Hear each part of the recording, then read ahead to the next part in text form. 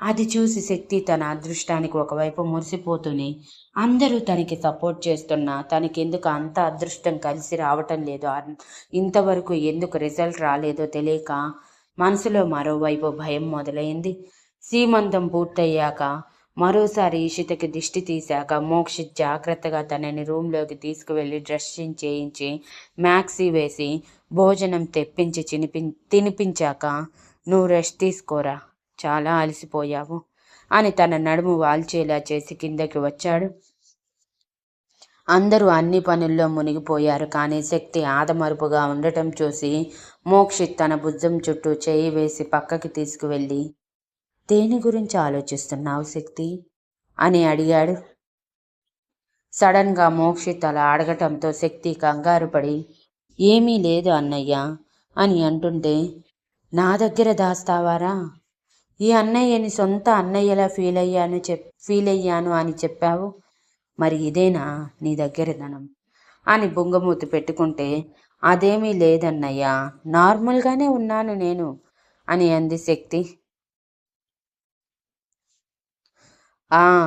ఆవిడ అన్నదాని గురించి ఆలోచిస్తున్నావా శక్తి అని సడన్గా అడిగాడు మోక్షిత్. శక్తి బాధగా మోక్షిత్ వైపు చూస్తూ, ఇప్పటికే 2 months అయ్యింది అన్నయ్య నేను మెడిసిన్స్ యూజ్ చేస్తూ, చిన్న రిజల్ట్ కూడా ఎందుకు లేదు? అతను నాకు హోప్ ఇవ్వటానికి అలా మాట్లాడా, లేదంటే నాకు తలరాతలో ఈ అదృష్టం లేదని చెప్పటం ఇష్టం లేక అలా చెప్పాడా అని బాధగా అడిగింది. చచా, డాక్టర్ నీ విషయంలో ఎందుకు అలా చేస్తాడ్రా?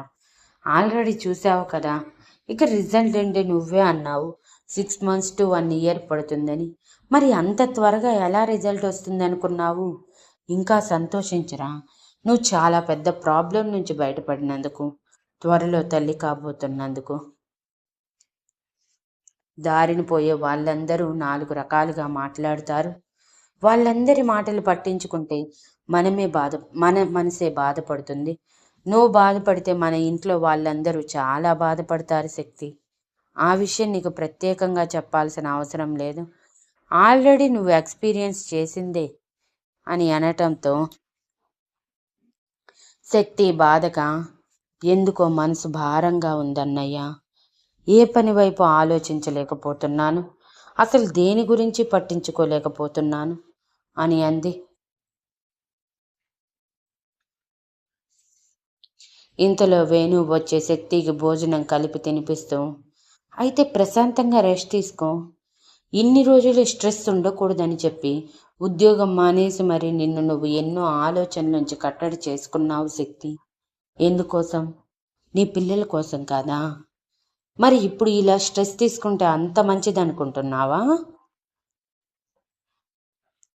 డాక్టర్ అన్నావు, నువ్వు ఎంత ప్రశాంతంగా ఉంటే అంత త్వరగా రిజల్ట్ వస్తుందని.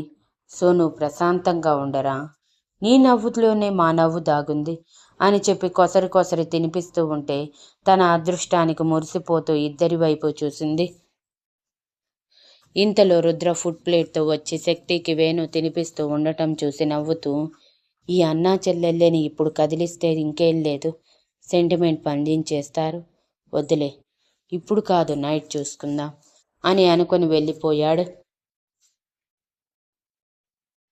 ఫుడ్ తినేశాక వేణు బలవంతంగా శక్తిని రూమ్కి తీసుకువెళ్ళి, నువ్వు ప్రశాంతంగా రెస్ట్ తీసుకో లేదా యోగా చేసుకో, ముందైతే స్థిమితంగా ఉండు, అనవసరమైన ఆలోచనలన్నీ తీసే అని సీరియస్గా చెప్పి, కాదని ఇంకా అదే ఆలోచిస్తూ ఉంటే మాత్రం నేను బావని పంపిస్తాను, బావని మూడు ఎలా సెట్ చేస్తాడో నీకు తెలుసు కదా అని అనటంతో రుద్ర కోపం గురించి తెలిసిన శక్తి, వద్దు అన్నయ్య, బావకి కానీ చెప్పావంటే చాలా కోపగించుకుంటాడు, ఇప్పుడిప్పుడే సంతోషంగా ఉంటున్నాము, ఎందుకు చెప్పు ఇదంతా అని బిక్కమొహం వేయటంతో, కదా అందుకే నువ్వు ఈ ఆలోచనలన్నీ వదిలేసి ప్రశాంతంగా ఉండు, నువ్వు ఎంత ప్రశాంతంగా ఉంటే మేమంత ప్రశాంతంగా ఉంటాం అని తను వేసుకోవాల్సిన టాబ్లెట్స్ ఇచ్చేసి,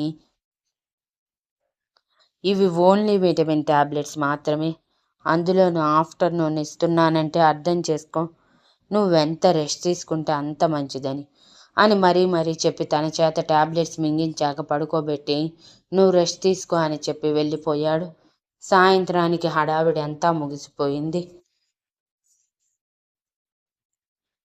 సాయంత్రం వరకు రెస్ట్ తీసుకున్న శక్తి సాయంత్రం ఆవలిస్తూ కిందకి వచ్చింది.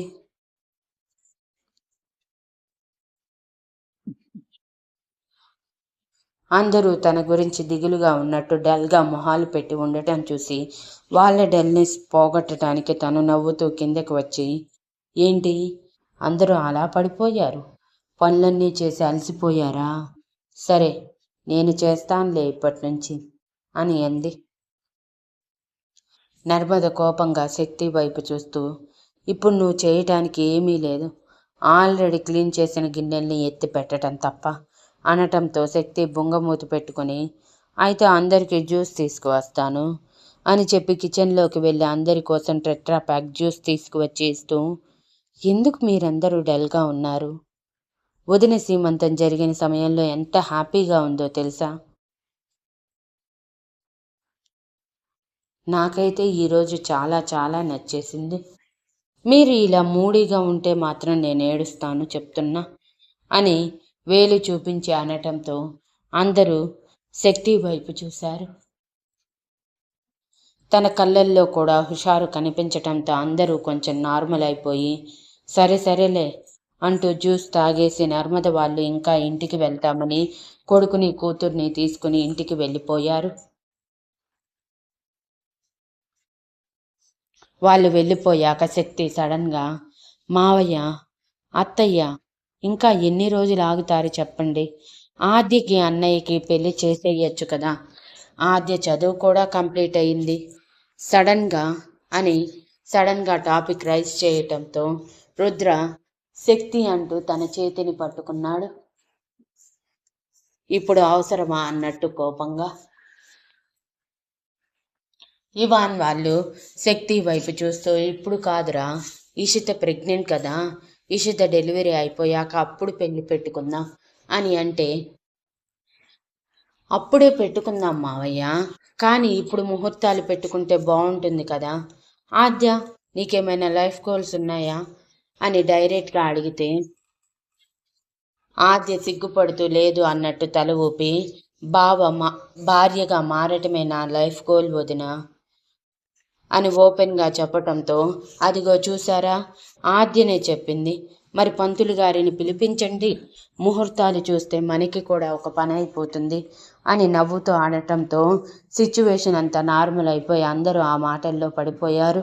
అందరినీ అలా చూసి శక్తి హమ్మయ్య అనుకొని రుద్ర పక్కన కూర్చొని రుద్ర నడుం చుట్టూ చేయి వేసి గుండెల మీద తలవాల్చి, నన్ను చూసి భయపడ్డావా బావా అని అడిగింది నవ్వుతూ.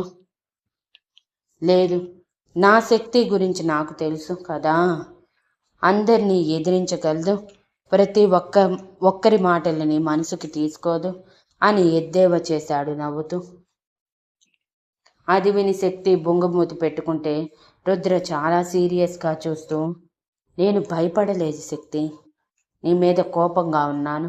అండ్ కాశ్మీర్లో ఉన్నప్పుడు నేను ఆల్రెడీ చెప్పాను నీతో, అందరినీ ఎదిరించగలిగితేనే మనం వెళ్దాం, లేదంటే అక్కడే ఉండిపోదామని.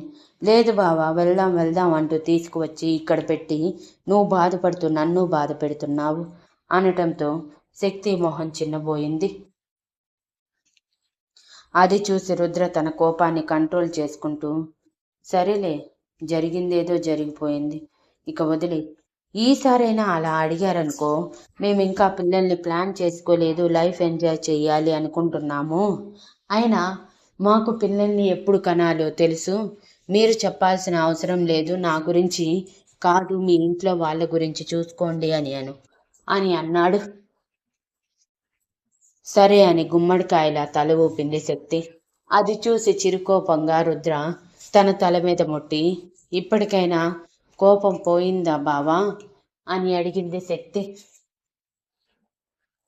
లేదు, రాత్రికి స్పెషల్ మీల్స్ ఇస్తే పోతుంది అని అల్లరి అనగానే అప్పటి వరకు డల్గా ఉన్న శక్తి సిగ్గుతో రుద్ర భుజానికి మొహాన్ని ఆనించి బావా అని చిరు సిగ్గుతో అనగానే రుద్ర లోపల నవ్వుకుంటూ తన బుగ్గని లాగి అటు చూడు అంటూ అందరి వైపు చూపించాడు.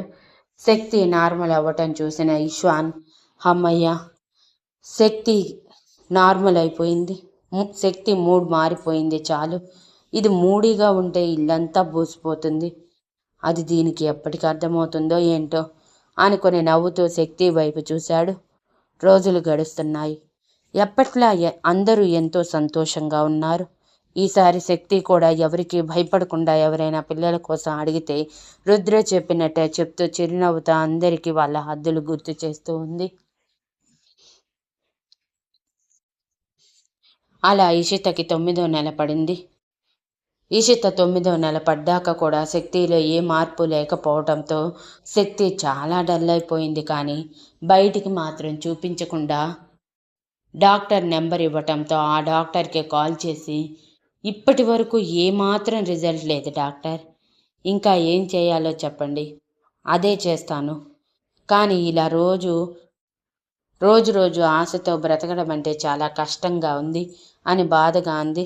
అతను కొంచెం బాధపడి, డోంట్ వరీ మిసెస్ శక్తి, చెప్పా కదా మెడిసిన్స్ యూజ్ చేస్తుంటే రిజల్ట్ వస్తుందని అని అంటే, అదే ఎప్పుడు డాక్టర్, నేను మెడిసిన్స్ యూజ్ చేయటం స్టార్ట్ చేసి ఆల్మోస్ట్ 8 months, ఇప్పటి వరకు చిన్న రిజల్ట్ లేదు, కనీసం మిస్క్యారేజ్ కూడా లేదు, ఇంకెలా హోప్ పెట్టుకోవాలో అర్థం కావటం లేదు అని ఏడుస్తూ అంది శక్తి. ఓకే, నేనేదో ఒక వే చూస్తాను, మీరు అనవసరంగా డిప్రెషన్లోకి వెళ్ళకండి అని అంటే, నో డాక్టర్, ప్లీజ్ మీరు రాగలరా, చెప్పారు కదా మావయ్య అంటే మీకు ప్రత్యేకమైన అభిమానం ఉందని, ఆ మావయ్య కోసమైనా రండి please doctor, I request you, మీరు దగ్గరుండి నన్ను మరోసారి చెక్ చేస్తే ఐఆమ్ సో హ్యాపీ. లేదు నన్నే రమ్మంటారా, వీలు చూసుకొని వస్తాను అని అడిగింది శక్తి. ఆ డాక్టర్ ఒక 5 నిమిషాలు ఆలోచించి, నో మిస్సెస్ ఇషాన్, నాకు అక్కడ మా చుట్టాలలో ఒకరి పెళ్ళి ఉంది అని నేను ఢిల్లీలో 1 week మాత్రమే ఉంటాను, అది కూడా క్లోజ్ రిలేటివ్స్ కాబట్టి ఆ మాత్రం, లేదంటే అది కూడా ఉండేవాడిని కాదు. సో ఆ 1 weekలో నేను మరోసారి మిమ్మల్ని చెక్ చేస్తాను అంటే శక్తి చాలా సంతోషంగా, thank you doctor, thank you so much అని చెప్పింది. It's okay Mrs Ishan, but మీరు డిప్రెషన్లోకి మాత్రం వెళ్ళకండి, మీరు ఎంత హెల్తీగా ఉంటే అండ్ వితౌట్ డిప్రెషన్లో ఉంటే మీ రిజల్ట్ అంత బాగుంటుంది అని మరొకసారి చెప్పి ఇంకొక 2 weeksలో వస్తానని చెప్పి కాల్ కట్ చేశాడు. శక్తి హుషారుగా, అమ్మయ్య, డాక్టర్ వస్తే చాలు, మరొకసారి చెక్ చేస్తారు కాబట్టి ఈసారి బెటర్ మెడిసిన్స్ ఇవ్వచ్చు, ఈసారి త్వరగా రిజల్ట్ రావచ్చు అని హుషారుగా అనుకుంటూ తన పనిలో పడిపోయింది. మరో 1 వారం రోజులు గడిచిపోయాయి. 1 వారం రోజుల తర్వాత సడన్గా ఇషితకి ఒకరోజు మార్నింగ్ 6 టైంలో నొప్పులు మొదలయ్యాయి. అప్పటికే మోక్షిత్ ఇషితకి దగ్గరగా ఉండాలని నైట్ టైం మొత్తం తన దగ్గరే ఉంటూ ఉండటం వలన ఇషితకి నొప్పులు రావటమే వెంటనే అందరినీ పిలిచి హాస్పిటల్కి తీసుకువెళ్లారు. నొప్పులు భరించలేని ఇషిత గట్టిగా అరుస్తూ ఏడుస్తూ ఉంటే మోక్షిత్ కళ్ళల్లో నీళ్లు కారిపోతూనే ఉన్నాయి. తను ఒక మగాడు, అందరూ తనని చూస్తున్నారన్న విషయం కూడా గుర్తుకు లేదు మోక్షిత్కి. తనకి తన ప్రాణమైన ఇషిత ఏడుస్తూ ఉంటే తట్టుకోలేకపోతున్నాడు. మొదటిసారి ఎందుకు ఇషిత ప్రెగ్నెంట్ అయ్యింది, తన పిల్లల్ని కంటుంది అని చాలా చాలా కోపం వచ్చింది మోక్షిత్కి. రుద్ర మోక్షిత్ని ఓదారుస్తూ, ఏం కాదు బావా, అక్క నవ్వుతూ మళ్ళీ మనతో మాట్లాడుతుంది చూడు, నువ్వు ఇలా డల్ అయితే అక్క ఇంకా డల్ అవుతుంది అని తన భుజం తట్టి చెప్పి ఓదారుస్తూ ఉంటే అందరూ టెన్షన్గా ఎదురు చూస్తూ ఉన్నారు. దాదాపు 5 గంటల ప్రసవ వేదన తర్వాత ఉదయం 11 గంటల సమయంలో 12 మగబిడ్డకి జన్మనిచ్చింది ఇషిత. బాబు ఏడుపు వినటమే అందరి టెన్షన్ తీరిపోయి కొంచెం ప్రశాంతంగా మారితే మోక్షిత్ మాత్రం ఇషిత ఎలా ఉందో అని తెలుసుకోవటం కోసం ఆతృతగా ఎదురు చూస్తూ ఉన్నాడు. ఇంతలో నర్స్ బయటికి వచ్చి బాబు పుట్టాడు అని చెప్తే మోక్షిత్ కంగారుగా ఇషు ఎలా ఉంది అని అడిగాడు. బాగుంది సార్, కాకపోతే కొంచెం పెయిన్ కదా, స్ట్రెస్ తీసుకున్నారు, సో అలసిపోయి ఉన్నారు. మేడంని క్లీన్ చేస్తున్నారు, డోంట్ వరీ అని చెప్పి లోపలికి వెళ్ళిన నర్స్ మరో పావుగంట తర్వాత బిడ్డని క్లీన్ చేసి పింక్ కలర్ టవల్లో చుట్టుకొని వచ్చి ముందుగా రుద్ర చేతుల్లో పెట్టారు. రుద్ర పక్కనే నిలబడి ఉన్న శక్తి ఆ బాబుని చూసి మురిసిపోతూ, చూడు బావా, అచ్చం వదిల్లాగే ఉన్నాడు, అదృష్టవంతుడు అని బుగ్గలు లాగింది. దెబ్బకి కెవ్వుని ఏడ్చాడు. అది చూసి రుద్ర శక్తి కంగారు పడుతుంటే రక్షిత్ గారు వచ్చి బాబుని చేతుల్లోకి తీసుకొని, కంగారు పడకండి, బుగ్గలు లాగేసరికి ఏడుస్తున్నట్టున్నాడు అంటూ అటు ఇటు తిప్పుతూ కొంచెం ఏడుపు ఆపించేశాక ఒకరి తర్వాత ఒకరు బాబుని ఎత్తుకుంటూ ఉన్నారు. చివరికి మోక్షిత్ దగ్గరికి వచ్చేసరికి బాబుని అపురూపంగా చేతుల్లోకి తీసుకొని బాబు మొహం మొత్తం ముద్దులు పెట్టి, నా బంగారు కొండ అంటూ గుండెలకి హత్తుకున్నాడు. అది చూసిన శక్తి ఎమోషనల్గా కళ్ళల్లో నుంచి జారిన కన్నీటిని తుడుచుకొని అక్కడ ఉండలేక ఆ కారిడార్ చివరికి వెళ్తే తనని గమనించిన రుద్ర వెనకే వెళ్ళి తన భుజం మీద చేయి వేశాడు. ఫోర్స్గా వెనక్కి తిరిగి రుద్రని హత్తుకున్న శక్తి, ఎందుకు బావ మనకే ఇంత బాధ? చిన్నప్పటి నుంచి నువ్వు బాధపడ్డావు, పెళ్ళైనప్పటి నుంచి బిడ్డల కోసం ఎదురు చూస్తూ నేను బాధపడుతున్నాను, నిన్ను బాధ పెడుతున్నాను. అసలు నేను అనేదాన్ని నీ జీవితంలో రాకపోయి ఉంటే బాగుండేది బావా. అనవసరంగా నన్ను చేసుకొని నీ సంతోషాలను నాశనం చేసుకున్నావు అని ఎమోషనల్ అవుతూ ఉంటే రుద్రకి పట్టరాని కోపం వచ్చింది. కానీ ఇప్పుడు శక్తి మళ్ళీ బ్రేక్ డౌన్ అవుతుందని అర్థమయ్యి, నో శక్తి, నువ్వు నా జీవితంలోకి రాబట్టే నేను ఇంత సంతోషంగా ఉన్నాను. ఇన్ని బంధాలు నా దగ్గరికి వచ్చాయి. అనవసరంగా నిన్ను నువ్వు బ్లేమ్ చేసుకోకు. అయినా నువ్వు ప్రెగ్నెంట్ అయ్యే అవకాశం ఉందని డాక్టర్ చెప్తూనే ఉన్నారు కదా, ఎందుకు పదే పదే దాని గురించి ఆలోచిస్తూ డిప్రెస్ అవుతావు? చెప్పు, మనకి పెళ్ళయి ఏమైనా 4-5 సంవత్సరాలు అవుతుందా? పిల్లలు లేరు, ఇక పుట్టరు అని బాధపడటానికి లేదు కదా, టైం ఉంది. నువ్వు పిల్లల్ని కూడా కంటావు. Don't worry Shakti, please calm down అని ఓదారుస్తూ ఉండిపోయాడు. ఇదంతా దూరం నుంచి చూస్తున్న ఇవాన్ కళ్ళల్లో చేరిన కన్నీటి పొరని బలవంతంగా కంటి వెనకే ఆపేసి, మీరిద్దరూ కూడా సంతోషంగా ఉంటారు, ఉండేలా నేను చేస్తాను అనుకొని బాబుని చూసుకుంటూ ఉండగా డాక్టర్ బయటకు వచ్చి, మీ వైఫ్ని క్లీన్ చేశాము, స్పెషల్ రూమ్కి మార్చాక వెళ్ళి చూడండి అని చెప్పి డాక్టర్ వెళ్ళిపోయారు. Thank you for listening and please like, share, comment and subscribe.